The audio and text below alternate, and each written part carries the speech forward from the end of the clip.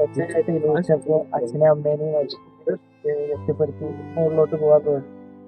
കാരണം ജീവിതം എന്ന് പറയുന്ന ഈ ഫയലാണ് ഇതിനകത്തുള്ളത്. ടെൻത്ത് സർട്ടിഫിക്കറ്റ് മുതൽ ഞാൻ പഠിച്ച നേഴ്സിംഗാണ് പഠിച്ചത്, ജോലി ചെയ്തു ഉണ്ടാക്കിയ എക്സ്പീരിയൻസും എല്ലാം ഇതിനകത്താണുള്ളത്.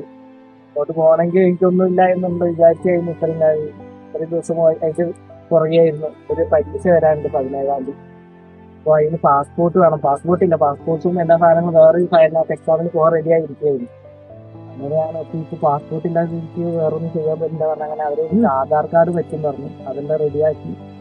പരീക്ഷയാണ് എൻ്റെ ഇനിയിപ്പോൾ OET എന്നാണ് ആ പരീക്ഷയുടെ പേര്. നേഴ്സുമാർക്ക് എഴുതുന്ന ഒരു എക്സാമാണ്. അത് എഴുതി നമ്മളൊരു ക്രിക്കറ്റിനെ ഒറ്റപ്പെടുത്തണം.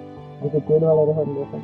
IRCTC എന്നുള്ള സംഘടന എൻ്റെ ഈ ഫയലും എന്താ പറയുക എൻ്റെ ജീവിതം തിരിച്ചു തന്നതിന് സന്തോഷിക്കേണ്ട സമയമല്ല.